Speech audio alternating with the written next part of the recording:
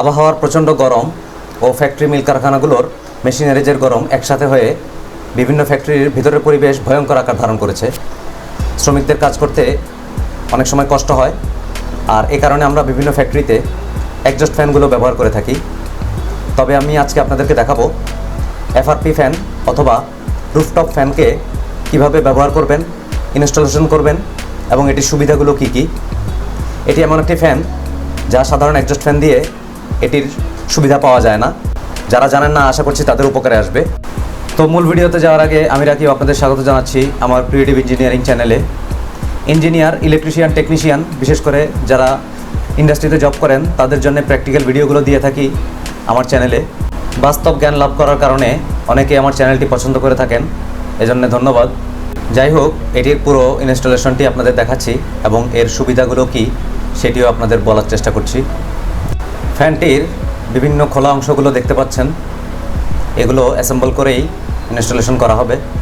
এই ফ্যানটির সবচেয়ে বড় সুবিধা হচ্ছে, যদি আপনার ফ্যাক্টরি, ওয়ার্কশপ, গোডাউন কিংবা পোলট্রি ফার্মের সাইড ওয়ালে জায়গা না থাকে, অর্থাৎ আপনার ওয়ালের পাশেই যদি অন্য কোনো ওয়াল থাকে, বাড়ি থাকে কিংবা বাউন্ডারি ওয়াল থাকে, সেক্ষেত্রে এক্সজস্ট ফ্যান লাগাতে যদি না পারেন, অর্থাৎ এক্সজস্ট ফ্যান যদি বাতাস বের করতে না পারে, সেক্ষেত্রে এই ফ্যানটি আপনি লাগাতে পারেন।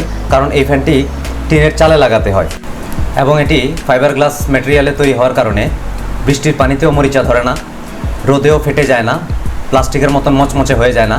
আমি প্রায় 12-13 বছর এটি ব্যবহার করে দেখেছি। এত বছর পরেও এটির বডির সামান্যতম ক্ষতিও হয়নি।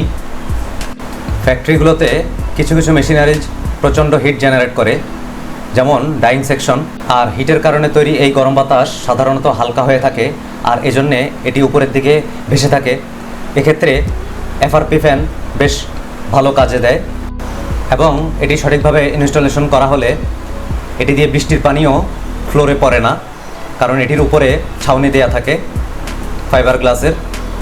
বৃষ্টির পানি সামান্যতম ভিতরে প্রবেশ করবে না, নিশ্চিন্তে এটি ব্যবহার করতে পারেন। এই যে ফ্যানের বেসটি দেখতে পাচ্ছেন, এটি সঠিক স্থানে বসিয়ে টিনটি মাঝখানে কেটে নিতে হয় মেজারমেন্ট অনুযায়ী, যাতে ভিতরের গরম বাতাসটি বের করা যায়। এরপর এর বডিতে মোটর স্ট্যান্ড এবং ছাউনি স্ট্যান্ডগুলো সঠিকভাবে অ্যাসেম্বল করে নিতে হয়। আরেকটি বিষয়, এর মোটরটি বেশিরভাগ সময়ই ওয়াটারপ্রুফ হয়ে থাকে, তাই নিশ্চিন্তে অনেক বছর ব্যবহার করতে পারবেন। এবার চলুন পুরো ইনস্টলেশনটি আপনাদের দেখাতে থাকি। দেখে রাখুন, আশা করছি কাজে আসবে। কারণ অনেক সময় ক্ষুদ্র এবং মাঝারি শিল্প প্রতিষ্ঠানগুলোতে সঠিক পরামর্শ দেওয়ার মতো লোক থাকে না। আপনি যদি এটি সঠিকভাবে উপস্থাপন করতে পারেন, এটির ব্যবহারটি বলতে পারেন, সেক্ষেত্রে হয়তো আপনার মূল্যায়নটা বাড়বে। আমার দীর্ঘদিনের অভিজ্ঞতা থেকে আমি কথাগুলো বলছি।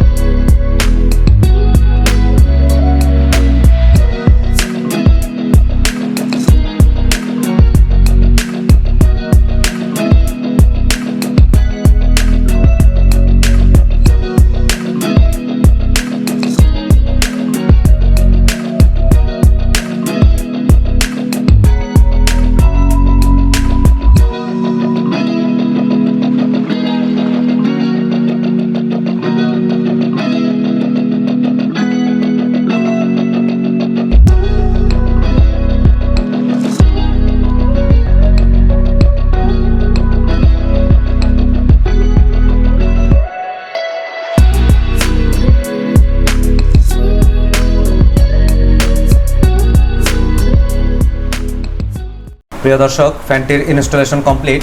ফ্যানটি সম্পর্কে ধারণা দেওয়ার জন্য খুবই সংক্ষেপে ভিডিওটি করলাম।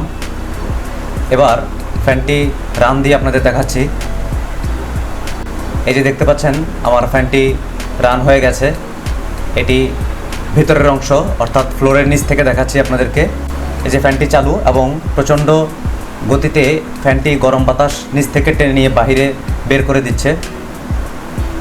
শক্তিশালী মোটর হওয়ার কারণে এই ফ্যানটির এয়ার ফ্লো যথেষ্ট ভালো। তো ভিউয়ার্স, ভিডিওটি ভালো লাগলে লাইক কমেন্ট শেয়ার করে পাশেই থাকুন। নতুন হয়ে থাকলে চ্যানেলটি সাবস্ক্রাইব করে রাখুন।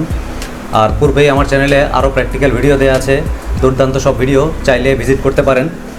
আর এই ধরনের ফ্যান যদি আপনাদের প্রয়োজন হয় বা ইনস্টলেশন করার প্রয়োজন হয়, যোগাযোগ করতে পারেন।